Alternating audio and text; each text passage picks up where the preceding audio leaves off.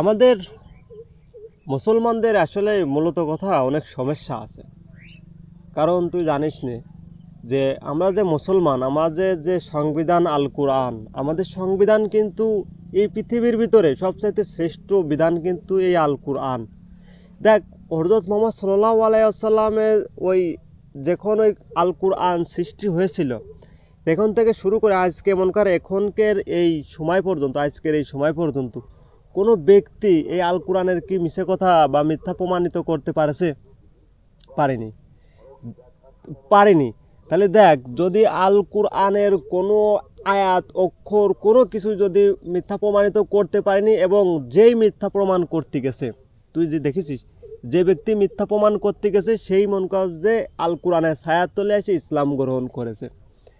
কিন্তু তাহলে তুই আমি যে মন কর মুসলমান, তাই না?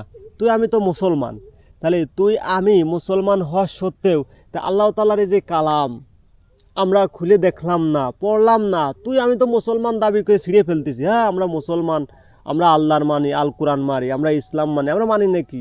আমরা সবই মানি। আর তুই যদি আল কোরআন মানবি, ইসলাম মানবি, তুই যদি আল্লাহর মানবি, তুই যদি নামাজ পড়বি, তাহলে তুই হলো গে এই সমস্ত কাজ করে বেড়াস কি করতে ক?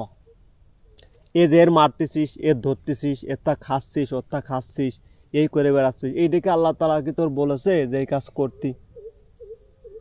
তাহলে তুই কেমন কেমন আল কোরআন মানলি, কেমন আল্লাহর মানলি, কেমন ইসলাম মানলি, সেটা আমার একটু বলতো ভাই। তোর বলার কোনো অপশন নেই, তুই বলতে পারবি না। কারণ তুই আমি নামে মুসলমান, কামে না। ঠিক তুই আমি বসবো ওই দিন, কোন দিন জানিস? যেদিন এই রুহুটা ভিতর থেকে উড়িয়ে চলে যাবে, সেদিন তুই আমি বসবো যে তুই আমি মুসলিম নাকি। সেদিন ঠিক বসবো, যেদিন বাটাম মনকা সাইজ মতন পড়বে তোর আর আমার, সেদিন ঠিকই বসবো। ওই যে কথায় একটা আছে কি, আসলে এত কথা দিয়ে বোঝানো সম্ভব না, একটা কথাই তোর লাস্টে বলি। সাপ সাপ সোজা হয় কোন সময় জানিস? সাপ সোজা হয় কোন সময় জানিস? জানিস নে, আজকে জানি নে। সাপ সোজা হয় ওই সময় যখন জীবিত থাকে না, তখন মন কাজে সাপে তুই কোনো কায়দায় সোজা করতে পারবি না, ও বেকা হবেই।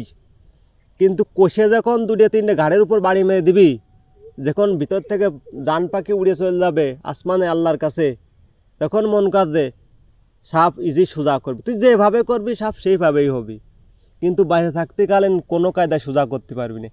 ঠিক তুই আর আমি নামে মুসলমান, তুই আর আমি জানি যে আমরা মুসলমান, আমরা আগে সব কিছুই মন কাজ ঠিক আছে, কিন্তু তুই আমি সোজা হব না। ঠিক যেদিন আল্লাহ তাআলা আমাদের জান পাখি উড়ায় নিয়ে যাবে, সেদিন মন কাঁদে তুই আমি সোজা হব, তার এই কলা সোজা হচ্ছে না।